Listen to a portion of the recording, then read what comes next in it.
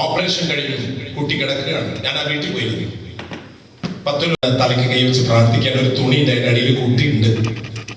പ്രിയമുള്ളവരെ, ആ മാതാപിതാക്കൾ ആ സഫറിംഗ് സ്റ്റേജില് എന്താണ് അവർക്ക് ആവശ്യം? ആ കുട്ടിക്ക് കിഡ്നി കൊടുത്ത് സേവ് ചെയ്യാൻ പറ്റുമോ? ഇല്ല. ഒരു ദിവസം മുഴുവനും അവരവരുടെ കൂടെ ഇരിക്കുക. ആ വീട്ടിൽ അപ്പനും അമ്മയും ഈ രോഗിയായ ക്യാൻസർ പേഷ്യന്റ് ആയിട്ടുള്ള മകളുടെ കൂടെ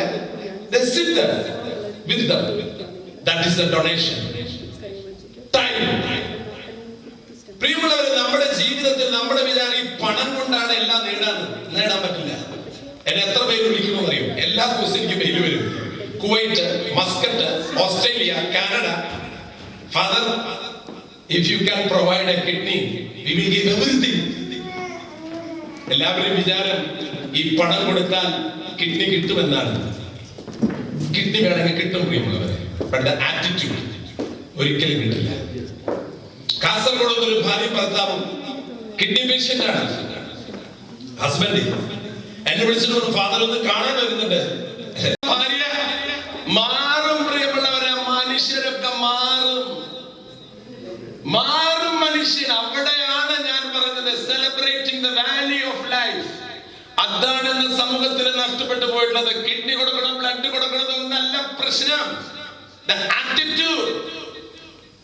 തന്റെ ഭാര്യയോട് തനിക്ക് കിഡ്നി തരാൻ ചോദിക്കാൻ ഒരു അച്ഛന്റെ അടുത്തേക്ക് വന്നിരിക്കുക. രണ്ടുപേരും വന്നു.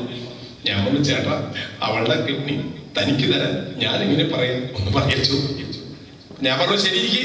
ഞാൻ പറഞ്ഞു, മോളെ അതെ നിന്റെ കിഡ്നി അവന്റെ കിഡ്നി ഗ്രൂപ്പണി പറഞ്ഞ അപ്പൊ നീ അത് കൊടുത്തു കഴിഞ്ഞാല് ഒരു കുഴപ്പമില്ല. മിണ്ടല്ലേ ഉണ്ട്. ഞാൻ പറഞ്ഞു കൊടുത്ത മോളെ, ഞാൻ കൊടുത്താലത് ഒരു കുഴപ്പമുണ്ടാവില്ല.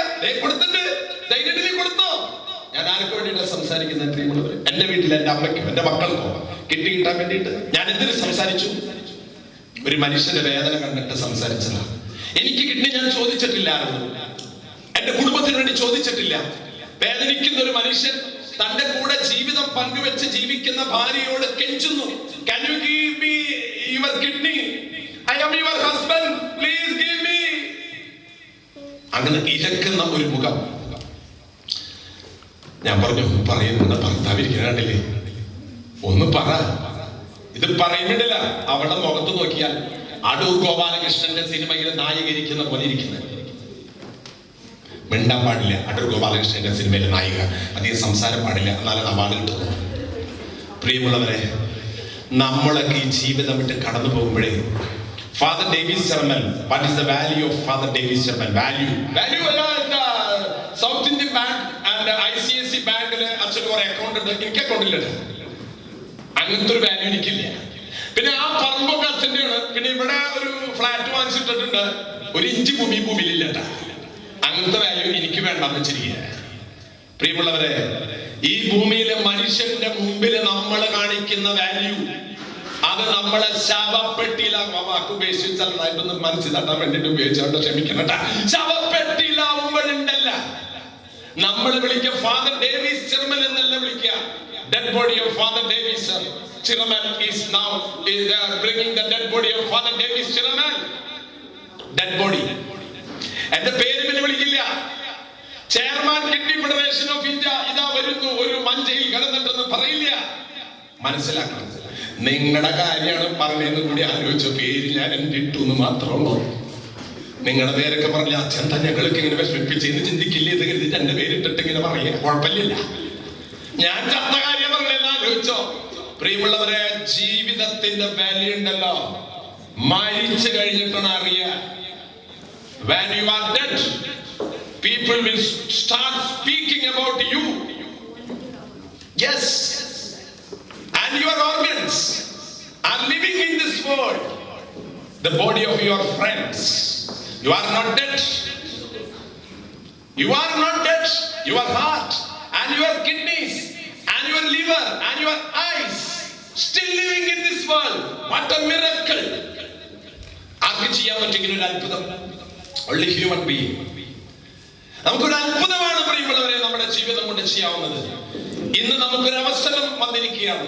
ഈ അവസരം കടന്നുപോയാൽ the next day എന്റെ ജീവിതത്തിന്റെ the last moment of my life, the next day, tomorrow may be the last day of my life, but I lost the chance. എനിക്ക് നന്മ ചെയ്യാനുള്ള അവസരം എനിക്ക് നഷ്ടപ്പെട്ടു പോയാൽ, പ്രിയമുള്ളവർ, ആർക്ക് പോയി? ദേവി സർവലച്ചന് പോയി, അല്ലാണ്ട് ആർക്ക് പോയി?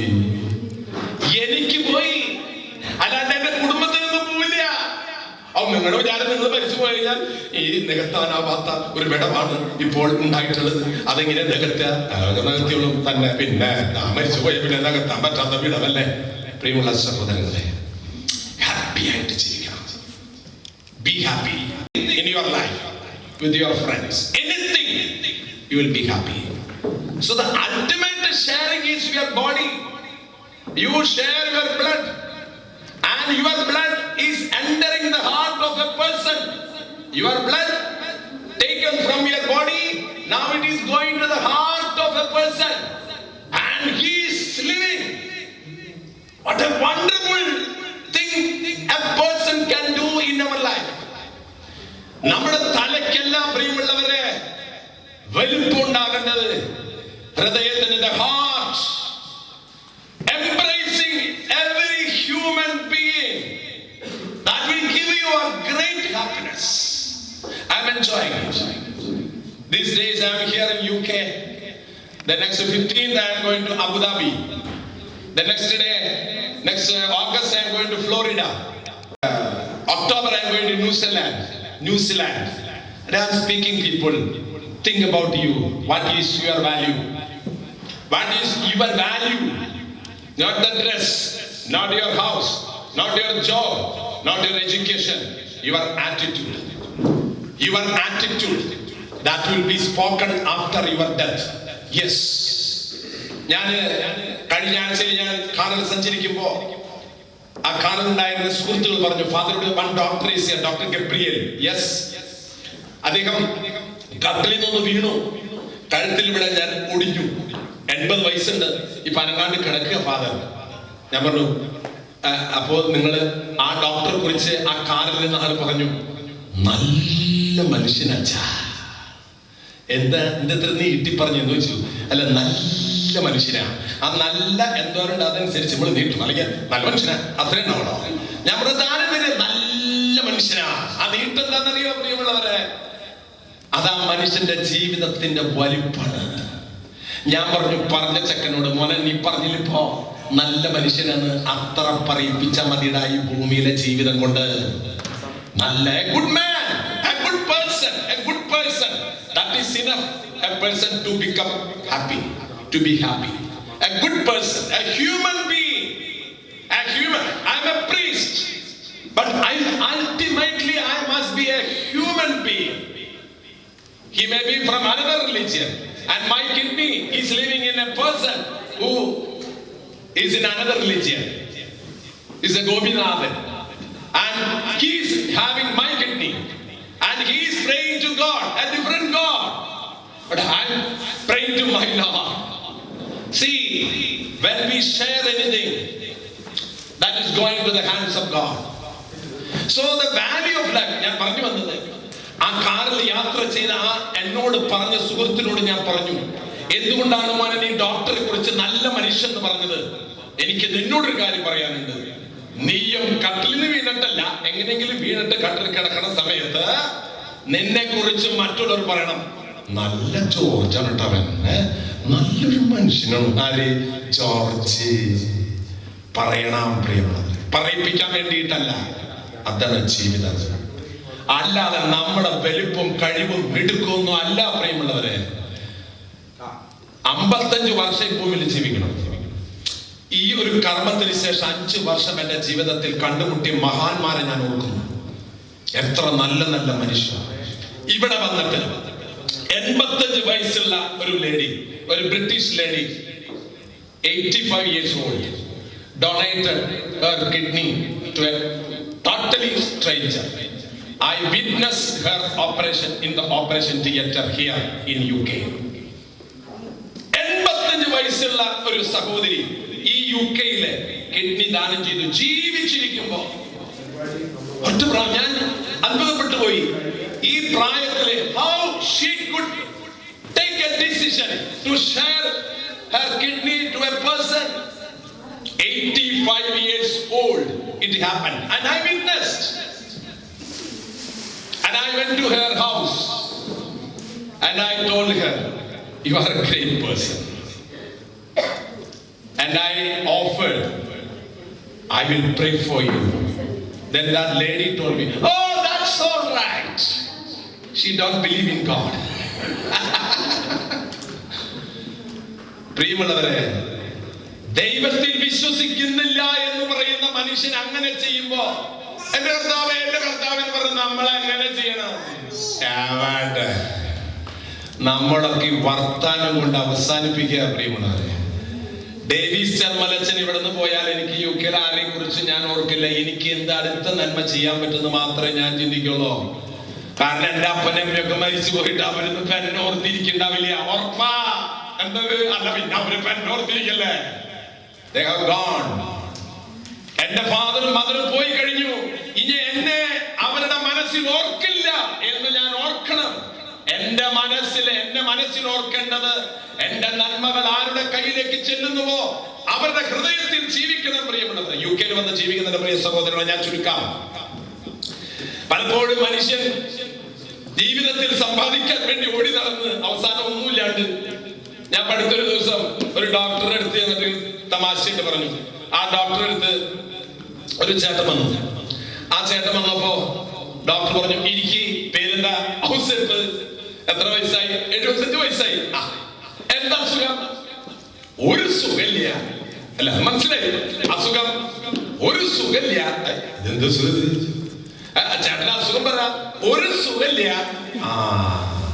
ഈ അസുഖത്തിന് മരുന്നില്ലാട്ടാ. ചേട്ടനോട് ചോദിച്ചു, അല്ല ചേട്ടൻ ഇപ്പൊ റിട്ടയർഡ് ആയില്ലേ, അപ്പോ പിന്നെ വലിയ ആകൃതികളൊന്നും ഇല്ലല്ലോ. റിട്ടയർഡ് ആയതാ. ഫാദറെ റിട്ടയർഡ് ആയതോടുകൂടെ ഞാനൊരു മുടക്കാച്ചരക്കായി, എന്നെ ആർക്കും വേണ്ട. അത് ശരി, അതുണ്ടായത്. അതെ, മക്കളുടെ കല്യാണമൊക്കെ കഴിഞ്ഞില്ലേ? So your children married, so you are free. അതോടുകൂടെ അദ്ദേഹം പറഞ്ഞെന്നറിയോ, മക്കളുടെ കല്യാണം കഴിഞ്ഞോടുകൂടി അവർക്ക് നമ്മളോടുള്ള സ്നേഹം അവസാനിച്ച. അങ്ങനെയാണ്. അല്ല, നല്ലൊരു വീടായല്ലോ. എന്താ വലിപ്പുള്ള വീട്! Beautiful house. എന്റെ അച്ഛൻ ബ്യൂട്ടിഫുൾ ഹൗസ്. എത്ര ലോൺ ഉണ്ടെന്നറിയാം അടച്ചു തീർക്കാൻ. അതിന്റെ ആദിയിലാണ്. അത് ശരി. അപ്പൊ വീടായിട്ടും തന്നെ സമാധാനമില്ല, മക്കളുടെ കല്യാണം കഴിഞ്ഞിട്ട് സമാധാനമില്ല, റിട്ടയർഡ് ആയിട്ട് സമാധാനമില്ല. നല്ലൊരു ഭാര്യ ഉണ്ടല്ലോ, നല്ലോണം സ്നേഹമുള്ളൊരു ഭാര്യ കയ്യിലുണ്ടല്ലോ. പിന്നെ അവൾക്ക് ആദ്യത്തെ കുട്ടി ഉണ്ടായപ്പോ തന്നെ വല്ല കുട്ടികളെ വേണ്ട, എന്നെ വേണ്ട. അത് ശരി. എവിടെ പോണു പ്രിയമുള്ളവരെ? പിന്നെ ചോദിച്ചു, അല്ല ഇപ്പോ വേറെ പ്രശ്നങ്ങളൊന്നും ഇല്ലല്ലോ? എന്ത് പ്രശ്നമില്ലാന്നല്ല ചോ. എന്റെ അസുഖം ആർക്കും മനസ്സിലാവണില്ല. അതാണ് പിന്നെ പ്രശ്നം. ഏതസുഖം? അല്ല, എനിക്കൊരു സുഖമില്ല എന്നുള്ള അസുഖം ആർക്കും മനസ്സിലാവണില്ല. ഇപ്പൊ ഡോക്ടർക്ക് മനസ്സിലായില്ലല്ലോ. ഇല്ല, അതന്നെ എന്റെ പ്രശ്നം. പ്രിയമുള്ളവരെ, ഇന്ന് മനുഷ്യൻ ജീവിക്കുമ്പോ ജീവിക്കണ പോലെ ജീവിക്കണം. അല്ലെങ്കിൽ ഈ ശരീരം നിൽക്കണം കാലത്തോളൊക്കെ എന്തെങ്കിലുമൊക്കെ കാട്ടിക്കൂട്ടാം. ഈ നടപ്പ് രോഗം എന്ന് പറഞ്ഞൊരു രോഗം വരും. നടപ്പ് രോഗം എന്ന് പറഞ്ഞാൽ മനസ്സിലായില്ലേ? ചിക്കൻ ബോക്സ് ആണ് ഉദ്ദേശിച്ചത്. അത് വരുമ്പോ തന്നെ ചിക്കൻ ബോക്സ് ഉണ്ടാ, അങ്ങോട്ട് പോണ്ടാ. അപ്പൊ തന്നെ അകലെ ഏത് ചിക്കൻ ബോക്സ് വന്നാൽ തന്നെ ഒരു ചെറിയൊരു ഡിസ്റ്റൻസ് ആയി. അതിന്റെ പേരാണ് നടപ്പ് രോഗം. നടപ്പ് രോഗം കഴിഞ്ഞിട്ട് പിന്നെ പറഞ്ഞ രോഗമാണ് ഇരിപ്പ് രോഗം. അതായത് ചുക്കുമിരിക്കണ ചൂലാപ്പ് എന്ന് പറഞ്ഞ ഇരിപ്പ് രോഗം. ഇരിക്കാൻ പറ്റുള്ളൂ, നടക്കാൻ പറ്റില്ല. അത് ഇരിപ്പ് രോഗം. അപ്പൊ തന്നെ ആൾക്കാര് ആളിരിപ്പായിടാ എന്ന് പറയും. അപ്പൊ തന്നെ ചെറിയൊരു ഡിസ്റ്റൻസ് ആയി. പിന്നെ ഇരിപ്പ് രോഗം കഴിഞ്ഞിട്ട് കിടപ്പ് രോഗം. എന്തായി? ആൾക്കിടപ്പായി, തോമാച്ച കിടപ്പായി. അവന് പോയിട്ട് കാര്യമില്ലല്ലേ? കാര്യമില്ല, കുറെ ഡിസ്റ്റൻസിലാവും. പിന്നെ ലാസ്റ്റ് രോഗം വരുമ്പോ പിന്നെ രോഗം വരില്ലേ, എടുത്തുകൊണ്ട് പോകൽ രോഗം. അതോടുകൂടെ പിന്നെ ഒരു രോഗം പിന്നെ നമുക്ക് വരില്ലേ. പ്രിയമുള്ള മൈ ഡിയർ ഫ്രണ്ട്സ്, ഞാൻ നിർത്താം. നമ്മളിങ്ങനെ പ്രസംഗിച്ചിട്ട് കാര്യമില്ല. നിങ്ങളോടൊന്ന് വളണ്ടിയേഴ്സ് ആയിട്ട് ആരൊക്കെ ഇതിന്റെ ഈ ഒരു കോസ് അജി മോൾ ഇവിടെ സൂചിപ്പിച്ചല്ലോ. ഇവിടെ ഏത് കമ്മ്യൂണിറ്റിയിലും നിങ്ങൾക്ക് ഓർഗൻ ഡൊണേഷൻ കുറിച്ചൊന്നും പറയേണ്ട ആവശ്യമില്ല. You know everything. നിങ്ങൾ you become a volunteer to speak about this attitude of sharing your blood, your organs and your stem cell and giving life to a human being. പ്രിയമുള്ള സഹോദരങ്ങളെ, volunteers ആകാൻ ഇവിടെ 10-15 പേര് നമുക്ക് വേണം. ആരൊക്കെ ആരൊക്കെയുണ്ട് അവരൊന്ന് കൈബന്ധിച്ച് തന്നെ അവരുടെ പേരുകൾ കൊടുക്കാം. 1, 2, 3, 4, 5, 6, 7. കൊച്ചിന് പറ്റില്ല കേട്ടോ, കുഞ്ഞു മോൻ കൈബന്ധിച്ചു. വണ്ടർഫുൾ. കൊച്ചിന് പറ്റില്ല. ഇവരുടെ പേരുകൾ നിങ്ങൾ കൊടുക്കുക. നിങ്ങൾ ഇവിടെ ഉണ്ടാകുന്ന കമ്മ്യൂണിറ്റിയിലേക്ക് ചെല്ലുന്നു, ഈ കാര്യം പറയുന്നു. നിങ്ങളുടെ ഒരു ഇന്ററാക്ഷൻ കൊണ്ട് ഒരു വ്യക്തി ജീവിതത്തിലേക്ക് തിരിച്ചു വന്നാൽ that is great by your life. ഞാൻ വാക്കുകൾ ചുരുക്കുന്നു, എനിക്കറിയില്ല, കണ്ടമാനം ലേറ്റായി. വിഷമുണ്ട്, എനിക്ക് ഇവിടെ എത്താൻ പറ്റിയില്ല. ഞാനിപ്പോൾ 4 മണിക്കൂർ യാത്ര ചെയ്തിട്ടാണ് വരുന്നത്. ഇനി ഇവിടെ നിന്ന് അടുത്ത സ്ഥലത്തേക്ക് പോകാൻ ഇന്ന് തന്നെ ഞാൻ